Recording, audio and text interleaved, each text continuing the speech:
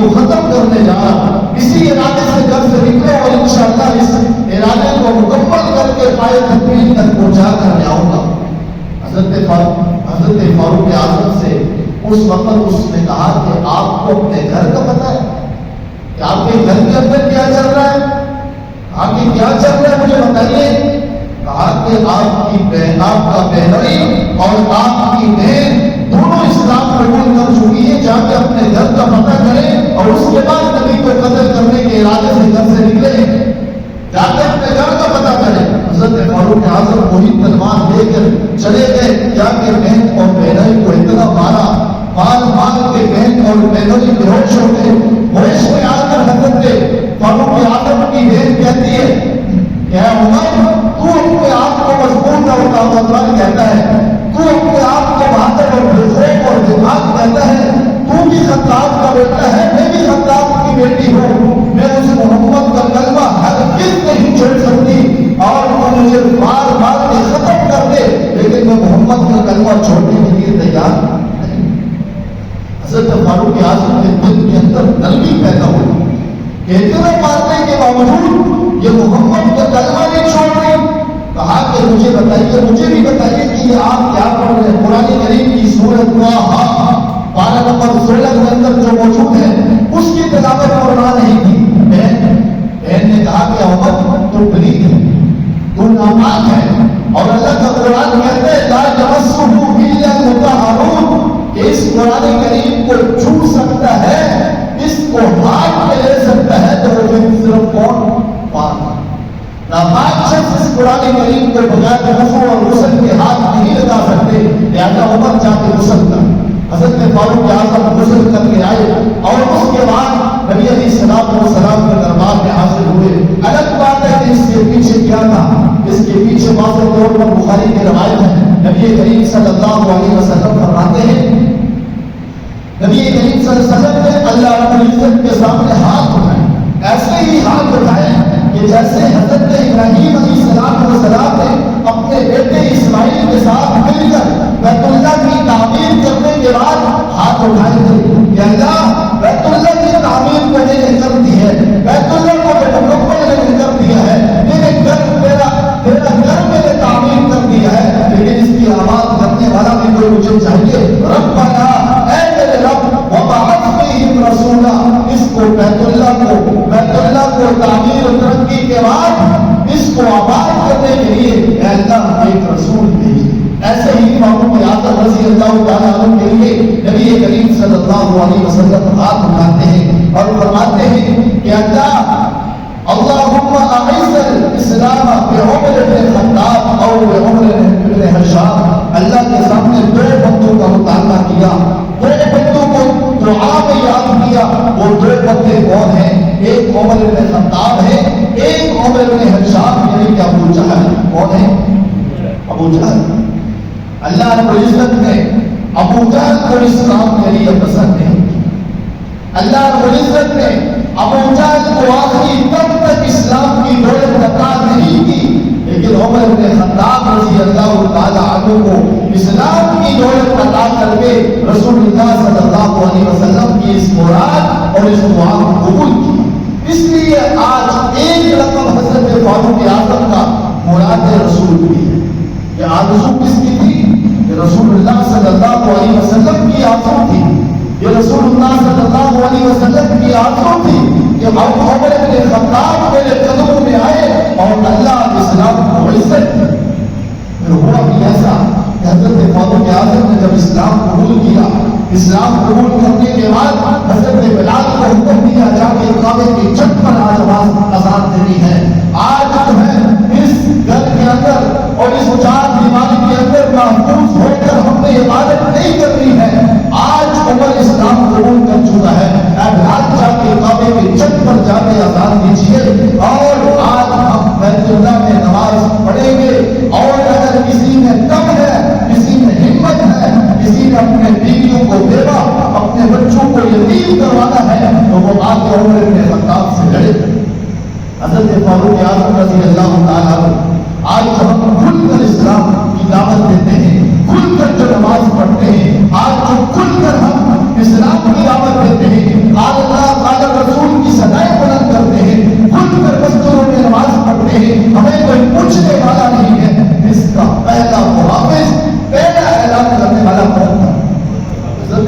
اعظم رضی اللہ تعالیٰ عنہ کی اس جذبہ جہاد اور اس جذبہ اور ایمانی جذبے کی بدولت آج ہم بھی مسلمان مسجد میں کھل کر جا کے نماز پڑھتے ہیں. پہلے تو مسلمان ایک دار ارقم جس کو دار ارقم کہا جاتا تھا، جو الگ ایک کمرہ تھا، جس جو باہر جو ہے کسی کو معلوم بھی نہیں ہوتا تھا، وہ الگ سا ایک کمرہ تھا جس کو دار ارقم کہتے تھے، اس کے اندر مسلمان نماز پڑھتے تھے. یہ کھل کر نماز پڑھنا کب شروع ہوئے؟ جب حضرت فاروق اعظم نے اسلام قبول کیا کیا؟ حضرت فاروق اعظم نے کیا کیا؟ اسلام قبول کیا. پھر حضرت فاروق اعظم رضی اللہ تعالیٰ عنہ کی آپ زندگی دیکھیے. حضرت فاروق اعظم رضی اللہ تعالیٰ عنہ نے نبی کریم صلی اللہ علیہ وسلم کا ایسا ساتھ دیا، ایسا ساتھ دیا. نبی کریم صلی اللہ علیہ وسلم کے ساتھ عاشق محمد، اور یہ بھی کہا کہ اسلام سے قبل مجھے سب سے زیادہ مقبول چہرہ، سب سے زیادہ ناپسندیدہ چہرہ وہ نبی کہ عبداللہ حضرت محمد بن عبداللہ کا ہوتا تھا. لیکن آج مجھے کائنات کے اندر سب سے حسین، سب سے خوبصورت اگر کوئی شخصیت ہے میری نظر میں تو وہ محمد رسول اللہ صلی اللہ علیہ وسلم کے ساتھ ہے. رسول اللہ صلی اللہ علیہ وسلم سے حضرت صدیق اکبر نے ایسے وفات کی کہ بے شمار بشارات موجود ہیں. نبی کریم صلی اللہ علیہ وسلم نے نام لے کر کہا کہ عمر تو جنتی ہے، عمر بن جنت. بخاری مسلم کے روایات کے اندر یہ بات موجود ہے. اور رسول اللہ صلی اللہ علیہ وسلم نے ایک موقع پر فرمایا تو احد پہاڑ حرکت کر رہا تھا. احد پہاڑ کو ٹکڑا مار کے پاؤں سے ٹھوکر مار کے کہا کہ احد اس پر رک جا اور ٹھہر جا، تیرے اوپر کوئی شہید اور ایک صدیق کھڑا، ایک نبی اور صدیق کھڑا. احد پہاڑ حرکت کرنے سے رک گیا. حضرت فاروق اعظم رضی اللہ تعالیٰ عنہ کے لیے نبی کریم صلی اللہ علیہ وسلم نے جو بشارت دی ہے، حضرت فاروق اعظم رضی اللہ تعالیٰ عنہ کے لیے رسول اللہ نے جو کلمات کہے تھے یہ کسی کے لیے نہیں کہے. اس طور پر ان الفاظ کے ساتھ کسی کے لیے نہیں کہے.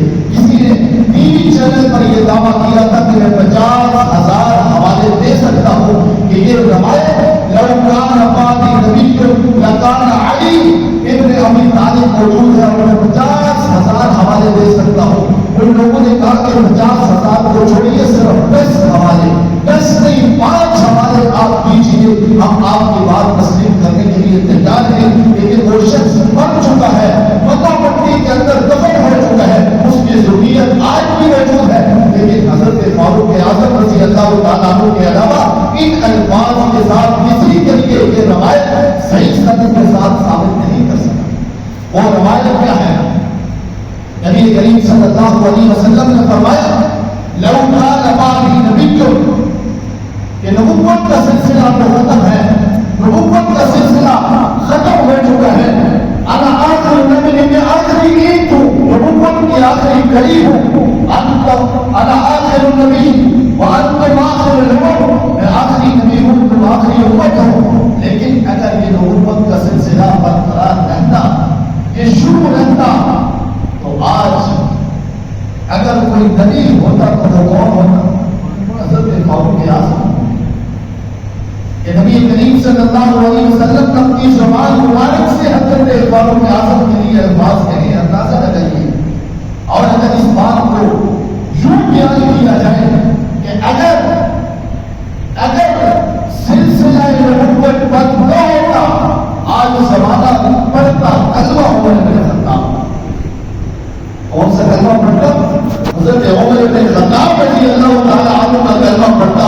حضرت فاروق اعظم رضی اللہ تعالیٰ عنہ وہ شخصیت ہے جو عشرۃ مبشرہ میں بھی شامل ہے.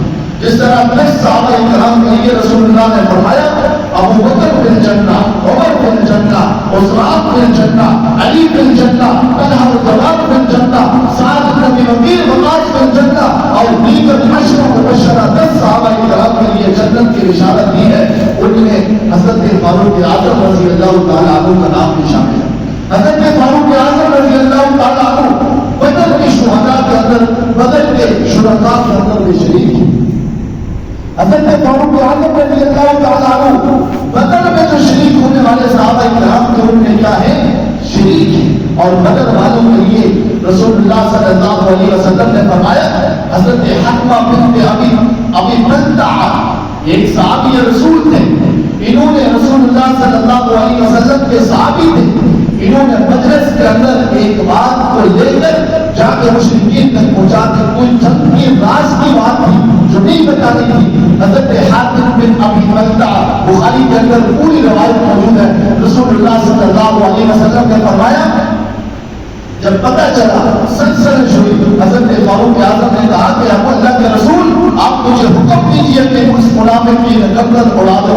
حاتم بن ابی بلتعہ رضی اللہ تعالی عنہ کی حضرت رسول اللہ صلی اللہ علیہ وسلم نے فرمایا کہ رک جا، خاموش ہو جا، یہ حاتم بن ابی بلتعہ بدر کے شرکاء میں سے ہے، اور بدر کے شرکاء کو اللہ نے جان کر دیکھا ہے، ان کے دلوں کے اندر اللہ نے تقویٰ دیا ہے۔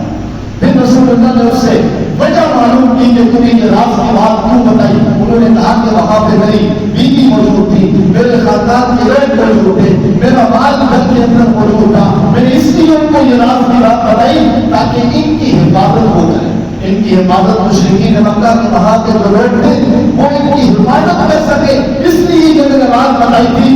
اللہ کے رسول واللہ میرے اندر، میرے دل کے اندر اسلام کے خلاف کوئی بات نہیں ہے، اسلام کے خلاف کوئی بات میرے دل کے اندر نہیں ہے۔ رسول اللہ صلی اللہ علیہ وسلم نے اس کی تصدیق کرتے ہوئے فرمایا کہ یہ بدر کے شرکاء میں سے حضرت فاروق اعظم کو یہ اعزاز کیا ہے۔ بیت رضوان کے اندر حضرت فاروق اعظم رضی اللہ تعالیٰ عنہ کا ہاتھ سب سے پہلے ہاتھ نبی علیہ السلام کا تھا، اس کے اوپر ہاتھ حضرت فاروق اعظم رضی اللہ تعالیٰ حضرت صدیق اکبر کا تھا، اس کے اوپر فاروق اعظم کا تھا، اس کے اوپر ایک ہاتھ بچتا تھا جو رسول اللہ نے پچھلے جمعے کے اندر میں نے آپ کے سامنے بیان کیا کہ رسول اللہ نے فرمایا کہ یہ ہاتھ عثمان کا ہے۔ کس کا ہے؟ جو عثمان کا ہے، اس کے اوپر حضرت علی رضی اللہ تعالیٰ عنہ کا ہاتھ تھا۔ یہ ترتیب بھی رسول اللہ نے بتا دی کہ سب سے پہلا نمبر کس کا ہے؟ حضرت صدیق اکبر کا ہے، سب سے دوسرے نمبر پر حضرت فاروق اعظم ہے، تیسرے نمبر پر حضرت عثمان ہے، چوتھے پر حضرت علی رضی اللہ تعالیٰ عنہ ہے۔ یہ ترتیب بھی رسول اللہ نے بیت رضوان اس کیکر کے درخت کے نیچے جو 1400 صحابہ کرام نے بیعت کی تھی، اس بیعت کے اندر رسول اللہ نے یہ ترتیب بھی بتا دی۔ حضرت فاروق اعظم رضی اللہ تعالیٰ عنہ کی خلافت اور حکومت ہے، حضرت فاروق اعظم کی حکومت اور خلافت کو آپ کس انداز میں بیان کر سکتے ہیں؟ اس جو ہے وہ بدر کے احاطے کے اندر انتہائی قلیل وقت کے اندر ان کی خلافت بیان کرنا انتہائی مشکل ہے۔ آج یورپ کے ممالک کفار بھی حضرت فاروق اعظم رضی اللہ تعالیٰ عنہ کی حکومت اور سیاست کو پڑھ رہے ہیں، فالو کر رہے ہیں۔ حضرت فاروق اعظم کے قوانین یورپ کے مغربی تہذیب کے مقامات لوگوں کے اندر بھی موجود ہیں، لیکن آج اسلام کا نام لیوا حضرت فاروق اعظم کی زندگی سے دس پردار بڑھ چکا ہے، چھوڑ چکا ہے، اور حضرت فاروق اعظم کی زندگی سے ناشنا ہے۔ لیکن یورپ کے ممالک کافر بھی اس بات پر مجبور ہو گئے کہ کافر نے اپنی کتاب کے اندر یہ لکھا ہے کہ اگر فاروق اعظم عمر جیسا حکمران اگر کوئی ایک اور ہوتا تو پوری دنیا کے اندر اسلام کا پرچم بلند ہوتا۔ کیا ہوتا؟ پوری دنیا کے اندر اسلام کا پرچم بلند ہوتا۔ آپ کی خلافت کیا ہے؟ آپ جو ہے وہ گلیوں کے اندر گشت کیا کرتے تھے، آپ لوگوں کے گھروں کا بھی خیال رکھتے تھے، آپ جو ہے وہ رعایت اس طور پر خیال رکھتے تھے کہ خطبے کے اندر اپنی عہد خلافت کے بعد انہوں نے خطبہ دیا، فرمایا کہ لوگوں جب میں خلاف شرع بات کام کروں، جب میں کسی بات پر کوئی بھی خلاف شریعت کام کروں تو مجھے اٹھ کر سیدھا اٹھ کر بتانا ہے اور میرے اوپر اعتراض کرنا ہے۔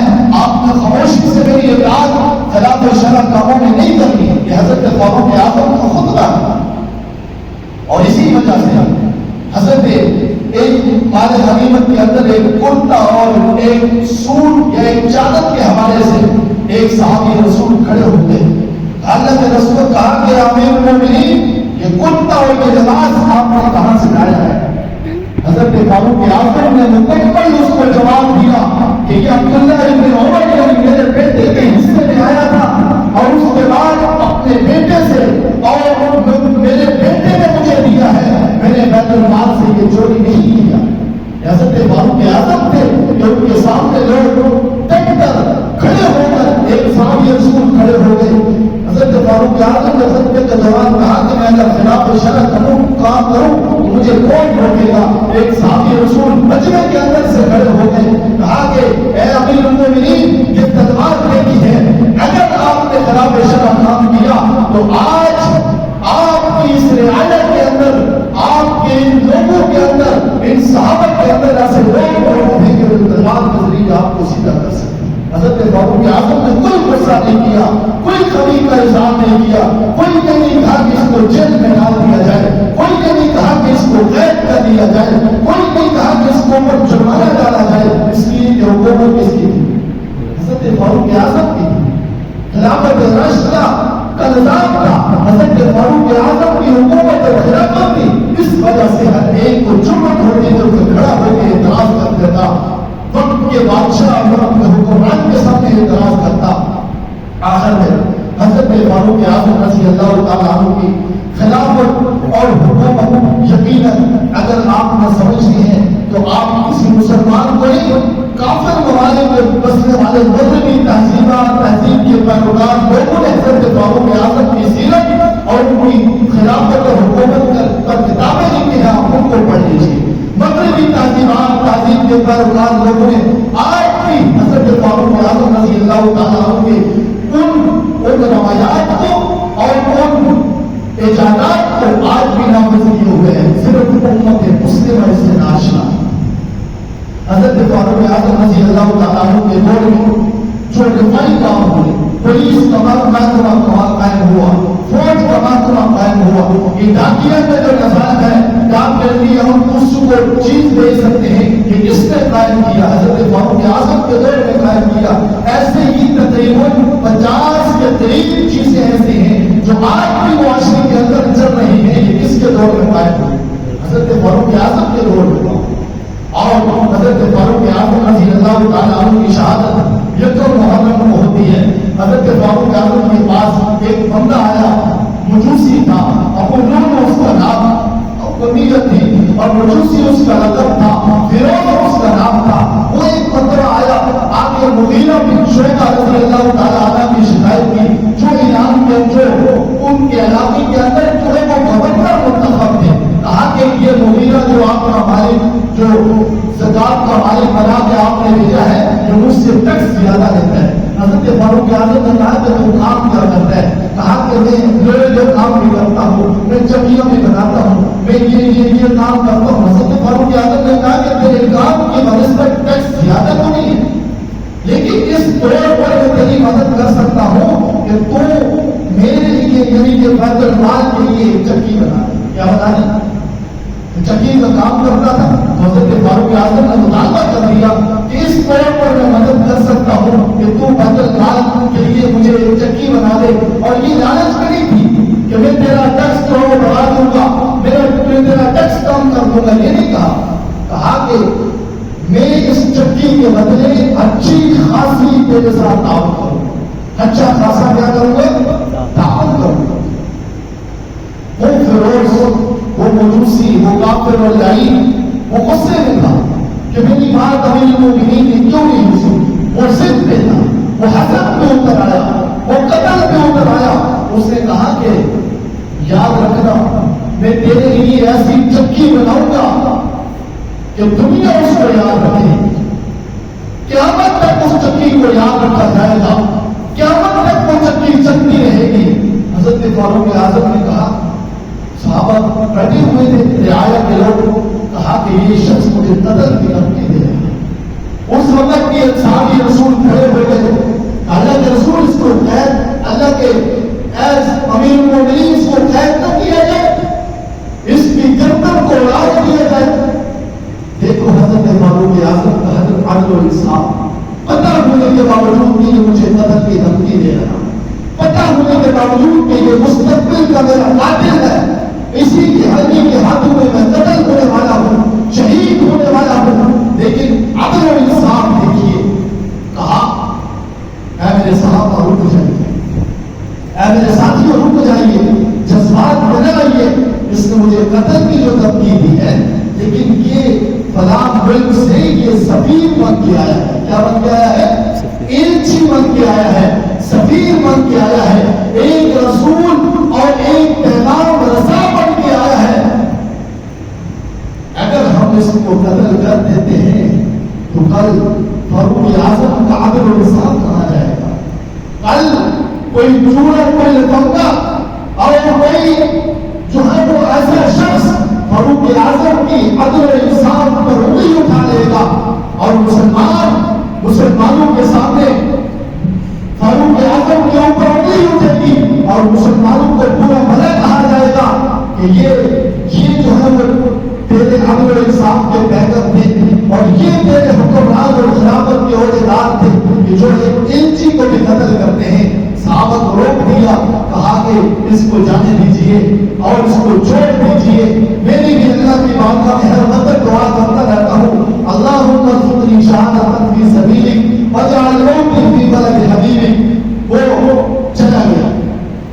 ایک دن حضرت فاروق اعظم کی ہر نماز کے بعد کی دعا یہ شامل ہوتی تھی، اللہم ارزقنی شہادۃ فی سبیلک واجعل موتی فی بلد حبیبک۔ یہ تمنا تھی کہ اللہ مجھے شہادت کی موت بھی دے اور رسول اللہ کے شہر میں بھی دے۔ کہاں پہ دے؟ رسول اللہ کے شہر میں، کہ مدینہ کے اندر مجھے موت دے۔ حضرت فاروق اعظم رضی اللہ تعالیٰ عنہ 26 یا 27 ذی الحج اور 26 یا 27 ذی الحج یہ دونوں کون آتے ہیں؟ حضرت فاروق اعظم فجر کی نماز کے ارادے سے مصلی رسول پر کھڑے ہوئے اور ان کی عادت مبارکہ یہ تھی، جس طرح رسول اللہ صلی اللہ علیہ وسلم بخاری کی روایت ہے کہ مصلی پہ کھڑے ہو کر اس وقت تک نماز شروع نہیں فرماتے جب تک صفوں کو سیدھا نہ کر لیتے۔ صفوں کو ایک مسواک کے ذریعے نماز اللہ بخاری کی روایت ہے کہ مسواک کے ذریعے صحابہ کو کہتے ادھر ہو جائے ادھر ہو جائے، سب کو مکمل طور پر سیدھا کر دیتے۔ تختوں سے تختے اور ایڑیاں سے ایڑیاں ملا کر کھڑا کروانے کے بعد نماز کو شروع کرتے۔ حضرت فاروق اعظم کی سنت کو زندہ کرتے ہوئے، رسول اللہ صلی اللہ علیہ وسلم کی سنت کو زندہ کرتے ہوئے سبے سیدھے کر رہے تھے۔ سبے سیدھے کرنے کے بعد حضرت فاروق اعظم کی عادت یہ بھی تھی کہ فجر کی نماز انتہائی لمبی پڑھاتے تھے اور اندھیرے میں شروع کرتے تھے، جہاں تک کہ صبح جو ہے وہ ٹوٹ جاتی تھی، روشنی کی کرنیں جو ہے وہ پڑ جاتی تھی، اس وقت حضرت فاروق اعظم نماز کو ختم کرتے تھے۔ یہی حضرت فاروق اعظم رضی اللہ تعالیٰ عنہ نے جب نماز شروع کی صفحہ درست کرنے کے بعد، یہ ابو لؤلؤ فیروز مجوسی لعین جو تھا یہ صفوں کے اندر چھپا ہوا تھا۔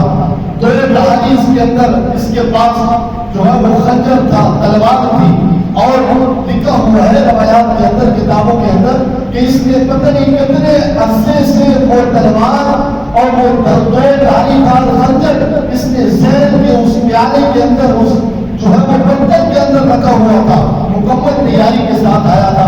حضرت فاروق اعظم نے جب پہلی رکعت شروع کی، پہلی رکعت ہی کے اندر حضرت فاروق اعظم رضی اللہ تعالیٰ عنہ کو ایک بار سے 3 بار سے حملہ کیا، اور اس سے پہلے حضرت فاروق اعظم نے خواب دیکھا، وہ بھی انہوں نے صحابہ کے سامنے بیان کیا کہ میں نے خواب میں دیکھا کہ میں ابو بکر عمر کے پاس گیا اور ان کے ساتھ میں باتیں کر رہا تھا کہ میری 63 سال عمر ہو چکی ہے، اب میری جو ہڈیاں کمزور ہو چکی ہے، میری وہ جوانی نہیں رہی ہے، میرا وہ شباب نہیں رہا ہے، میں اللہ کے پاس جانا چاہتا ہوں۔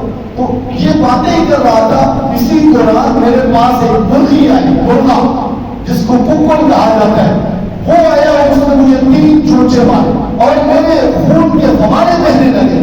مجھے اس وقت یقین ہو چکا تھا کہ میری شہادت کا وقت قریب ہے۔ ابو لؤلؤ آیا، اس نے 3 چونکے اسی طرح مارے کہ جس طرح اس مرغی نے 3 چونکے خواب کے اندر مارے تھے۔ حضرت فاروق اعظم رضی اللہ تعالیٰ عنہ کی پیٹ کے اندر جو رگیں تھی، جو آنتیں تھی، یہ کٹ گئی، اس وجہ سے خون بہنے لگا۔ حضرت فاروق اعظم گر گئے اور نماز جو ہے صحابی رسول نے مکمل کی۔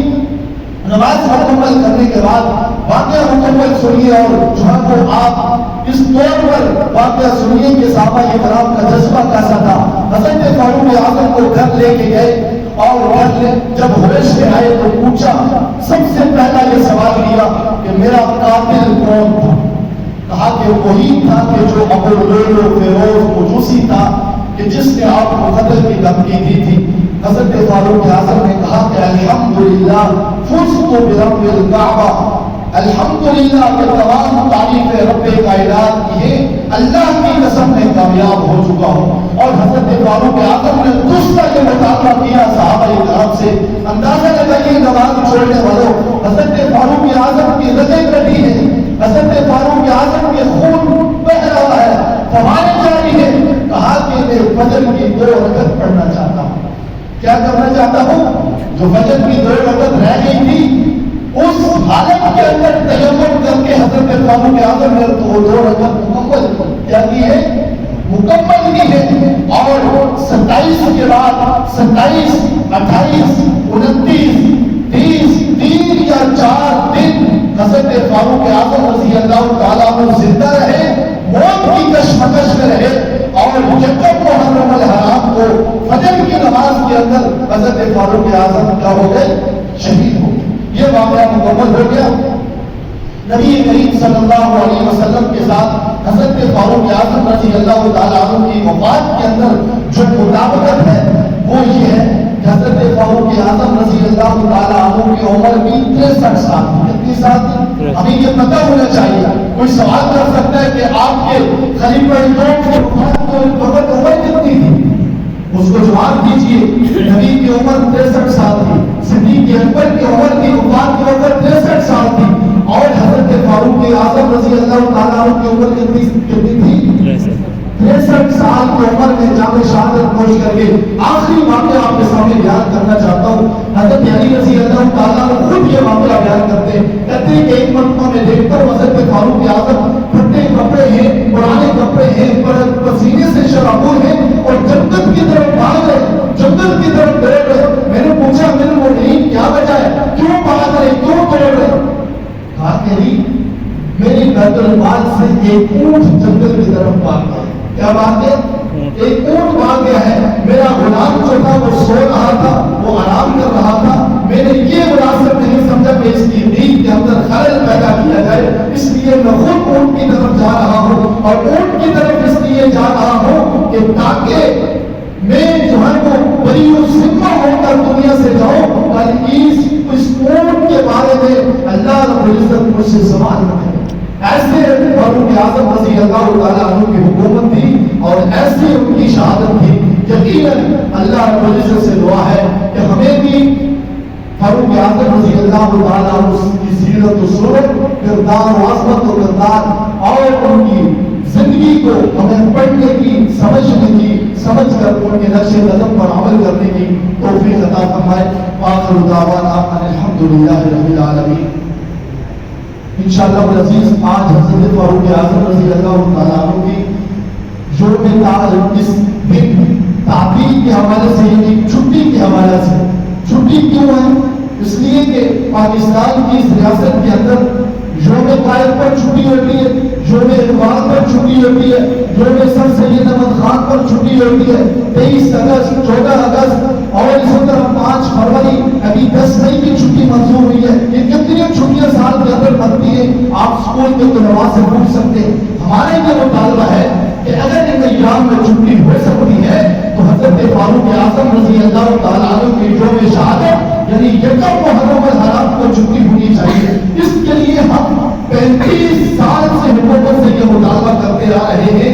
آپ بھی اس مطالبے کے اندر شریک ہوتے ہوئے آج اسی مطالبے کو دہراتے ہوئے انشاءاللہ العزیز راولپنڈی راجہ بازار سے لیاقت باغ تک ایک عظیم الشان ریلی کا انعقاد کیا گیا ہے، جو مطالباتی ریلی ہے۔ آپ کو اس ریلی کے اندر بھرپور شرکت کی اپیل ہے۔ انشاءاللہ شرکت کریں گے۔